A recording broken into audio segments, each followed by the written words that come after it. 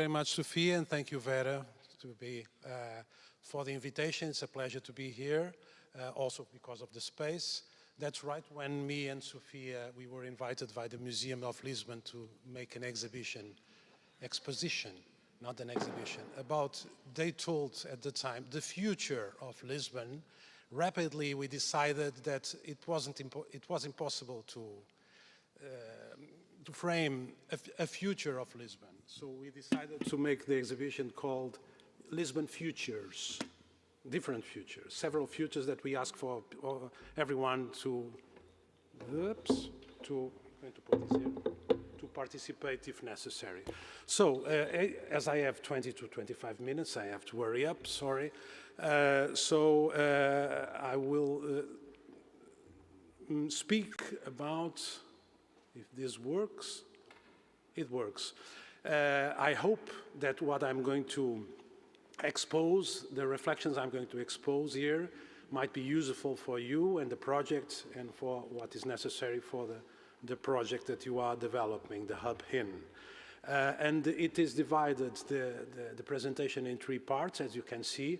Urban challenges in the 21st century. I have not the idea to know all the different urban challenges today, furthermore in the 21st century as a whole, but at least we are in 2024, so I'm going to reflect with you some of the main challenges that the urban tissues and urban social lives and quotidianities have at this moment.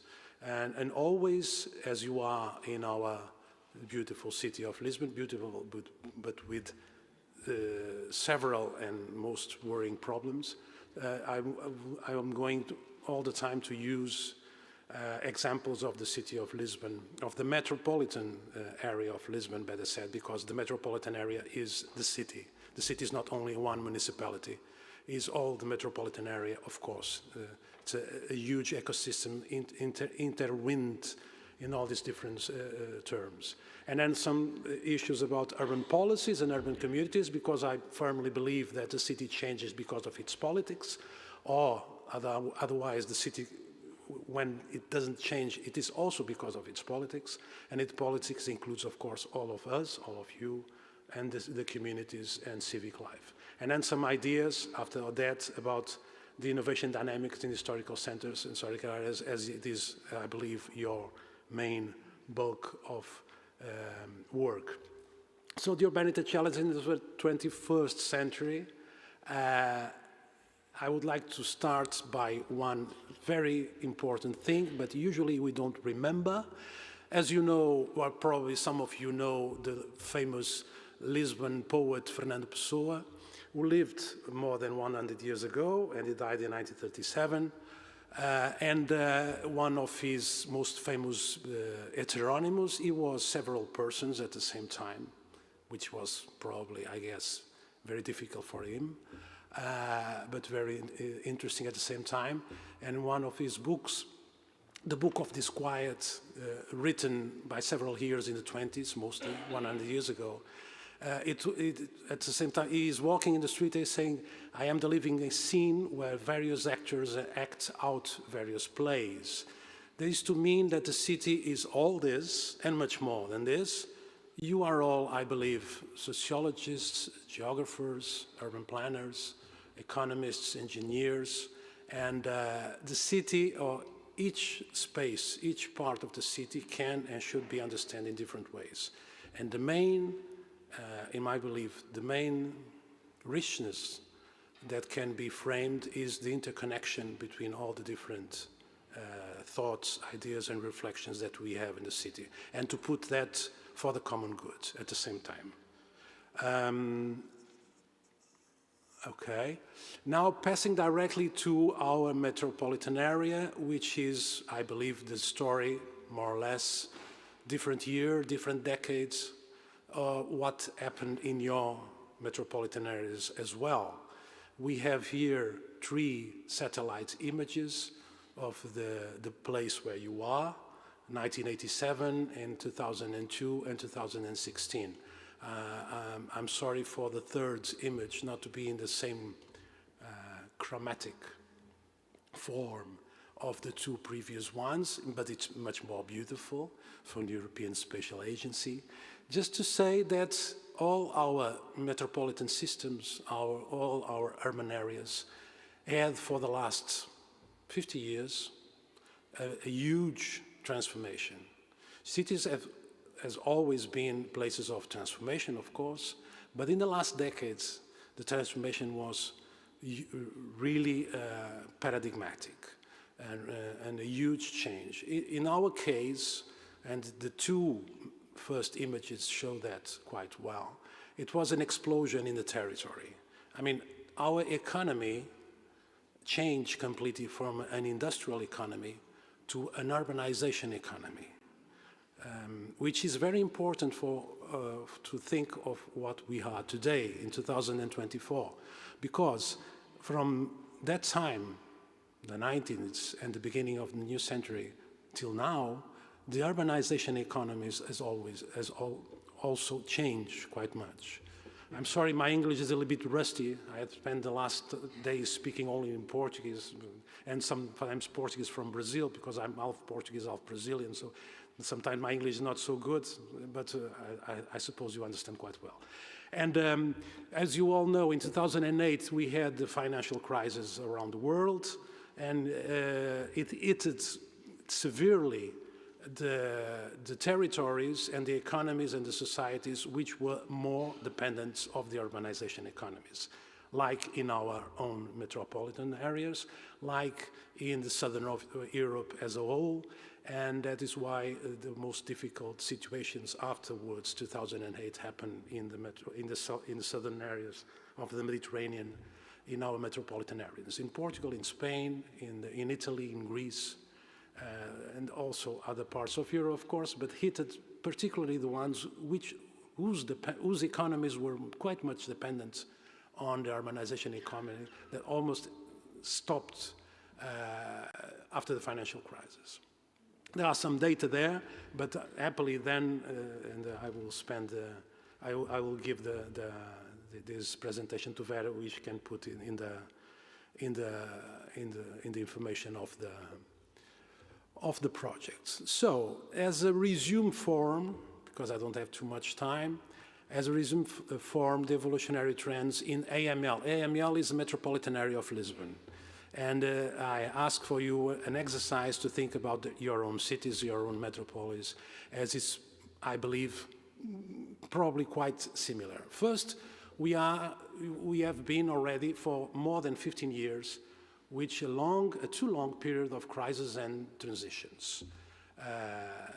Crisis, it's not only the financial crisis, it's not only the pandemic crisis, it's a crisis of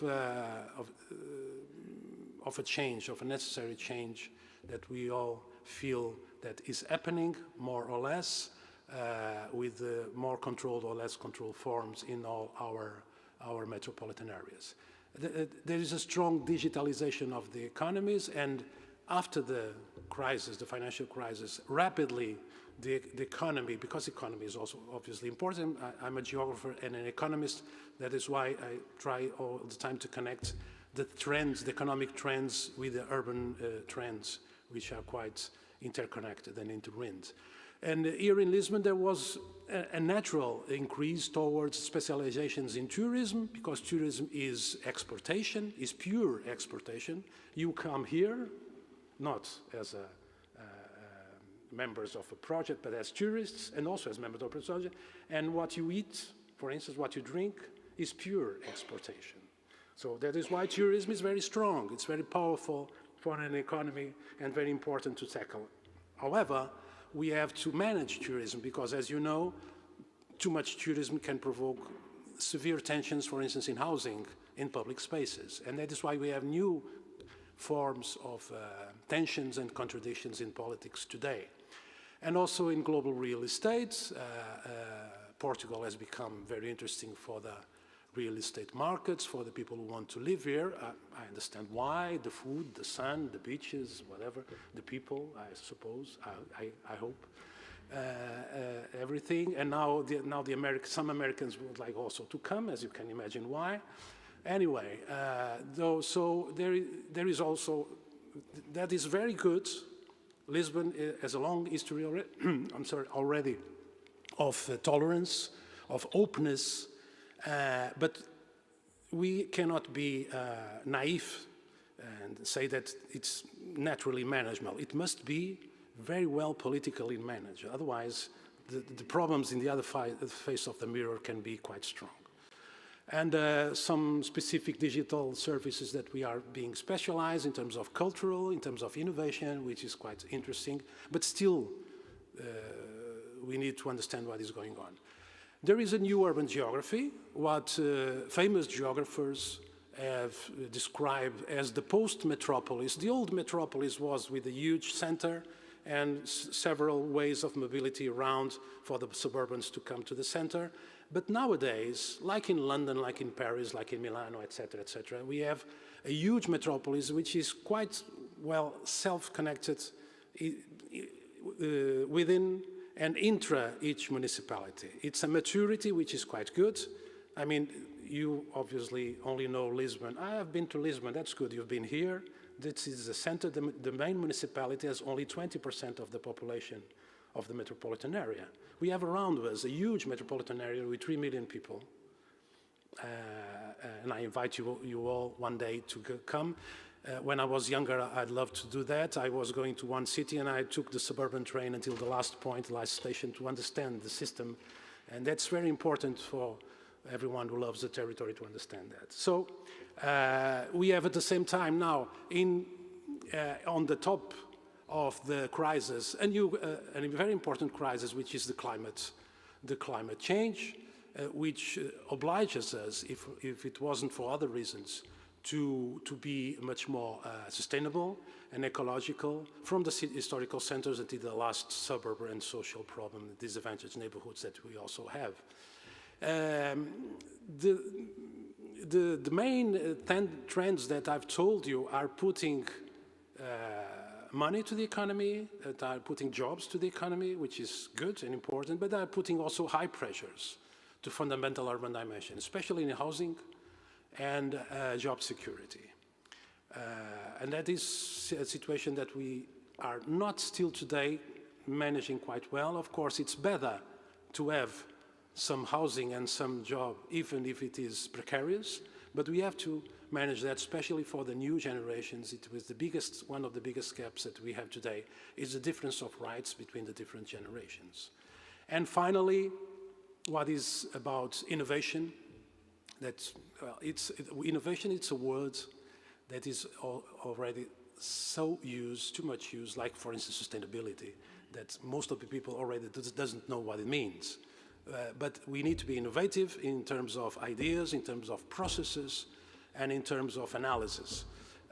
I believe the innovation is, of course, innovation in ideas, it's crucial, but we have to be quite innovative in the processes. There is the main mismatch is between the idea and the action, and the leverage of the action. That is why it's one of the main issues for the urban politics is to sustain both public and private leverages of the actions. I'm sorry, I didn't tell you about these two images. This is the bridge. You all know the Lisbon Bridge. There is one in San Francisco. It's not so famous, but this one is very famous. It was built by the same company, the American company. The bridge was inaugurated in 1966, and exactly 50 years after 1966, in 2016, there was the first event of what is still today the most important fair of websites, the Web Summit here in Lisbon. So it's two iconic images to show you two different paradigms. The old paradigm, modernist, functionalist, urbanization, spreading of the territory, etc. And the new one, a digital one, that we are still learning how to, and using a very touristical term in Lisbon, how to surf, for instance. Very resumedly in this part, Sophia, I'm not controlling the time, you will tell me. We have challenges in terms of economy and revenue. We have challenges in terms of habitat and accessible housing. We have challenges in terms of ecology and sustainability. And we also have challenges, usually politics, urban politics doesn't care so much about that on terms of linking communities and bridging citizenship. I believe it's so important, and maybe more important than the other three. Because without that one, the other ones will not work. I'm sorry if it is too much written. I'm looking at there. It's a smaller one. Just to resume the slides, I'm going to the projects, and happily I will send them. In front of the profound centrifugation that we had for the last decades, there is a new nature of the urban tissues, of urban life, which is quite varied and it's quite hyper-connected. And at the same time, we have institutions, when I'm talking about institutions, it's not only the municipalities, local government, it's also the university, which is quite segmented, sectorial. It's for architecture, it's for geography, it's for engineering. And it's very difficult, even for the supposedly main spaces of science, which is universities, to work together. And the city is all of that, of course, and we are making that transition. We all know it's quite difficult. And we have a trend to recognize the city only in each one of its fragments, which is quite nostalgia. In the old days it was like that. Oh, the downtown of Lisbon was like that. The old suburb, even the suburbs have nostalgical highs. Were like this or like that, but we don't figure the future. And we need absolutely to figure the future. So what new recognition and meaningful capabilities?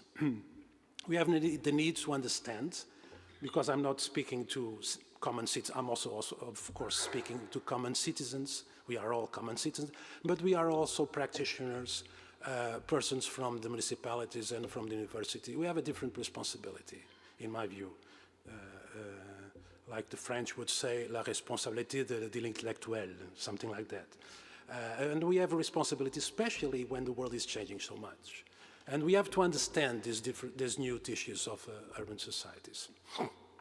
And so how to configure futures, which is a main word, the futures, in these shared transitional forms or proceedings. Just at the beginning of some thoughts, I used to say to my students, they say, we have back to basics, they say, yes, back to basics. I would say forward through basics. Words like home, work, projects, city, nature, they all make sense. They even make more sense now. The point is that they are intertwined, much more porous, yes, porous today, and much more interconnected. So what ways of understanding, firstly, and then having some manageable proceedings, and then some innovation ideas for this new reality, which is not so new after all. It started 20, 30, 40 years ago, slowly, and now it's in front of all of us. Urban policies then. How much time? 5 minutes? Okay. Okay. About urban policies, as Galileo would say, eppur si move.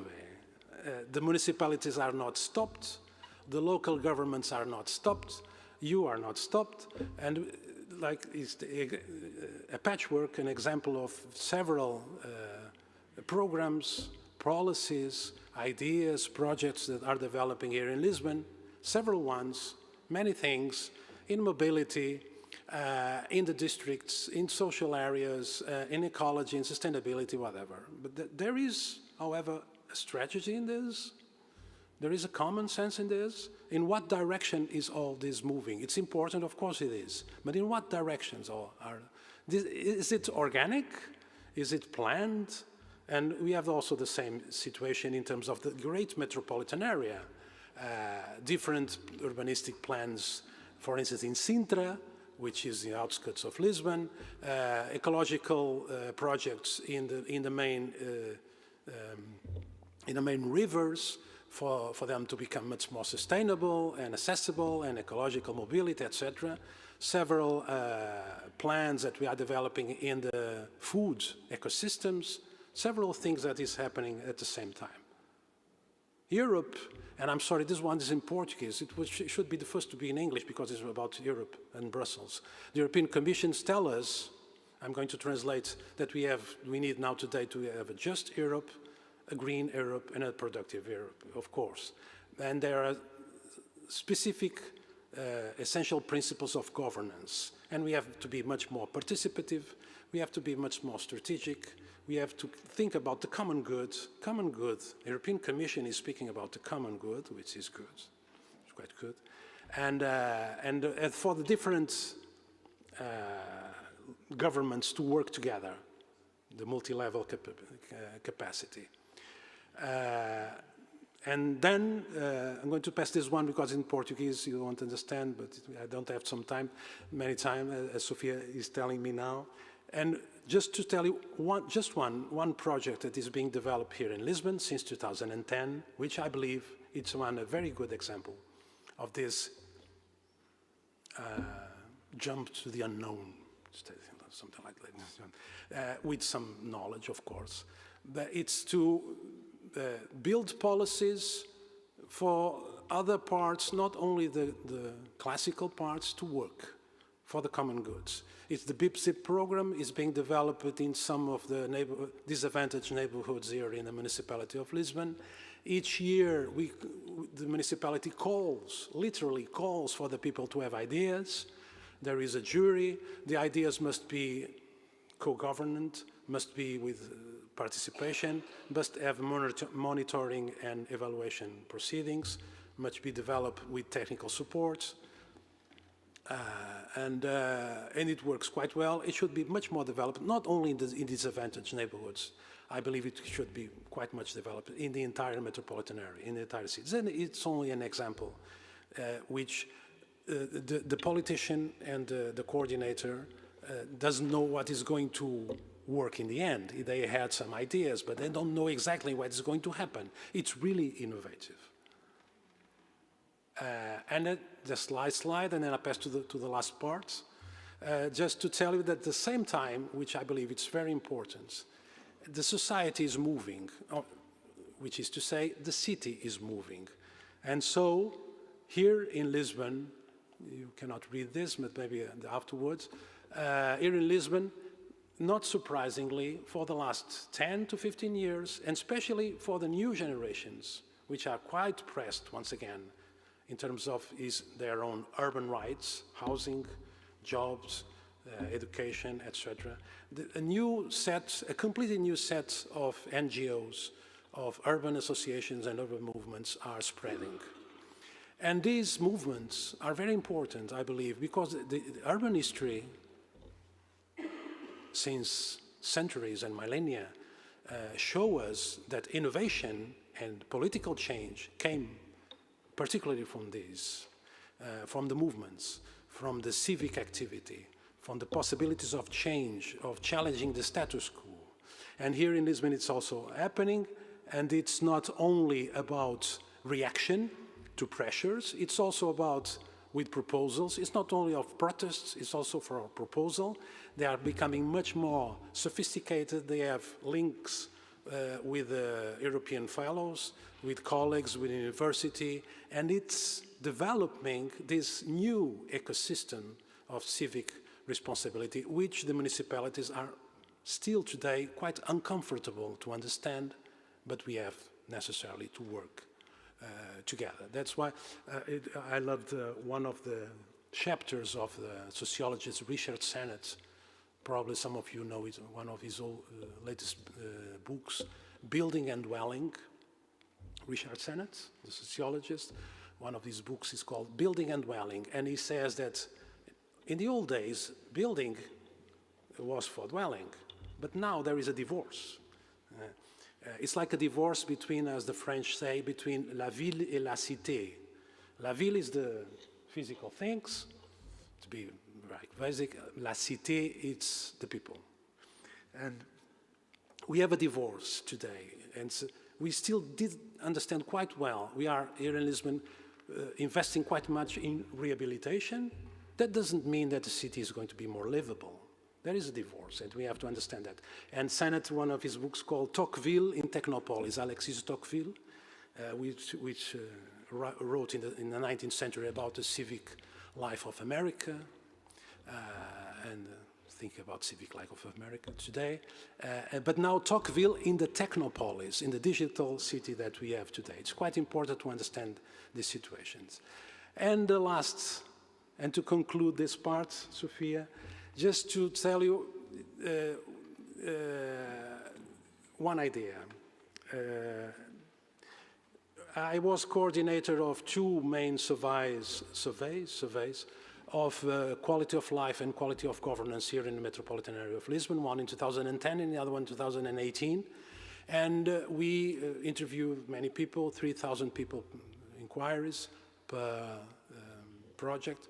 And we realized what was more important and less important for the quality of life of people in different neighborhoods, and then also for the quality of government.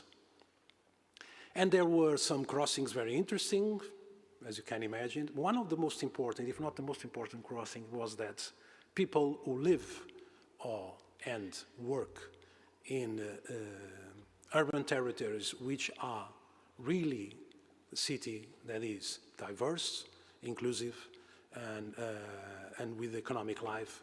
Those people, it doesn't mean that they are more richer or poorer. It doesn't mean if they are more educated or less educated. Those people have more civic activity and more urban understanding of the main issues of the city. So please make city and you are making politics. That's not only a concept.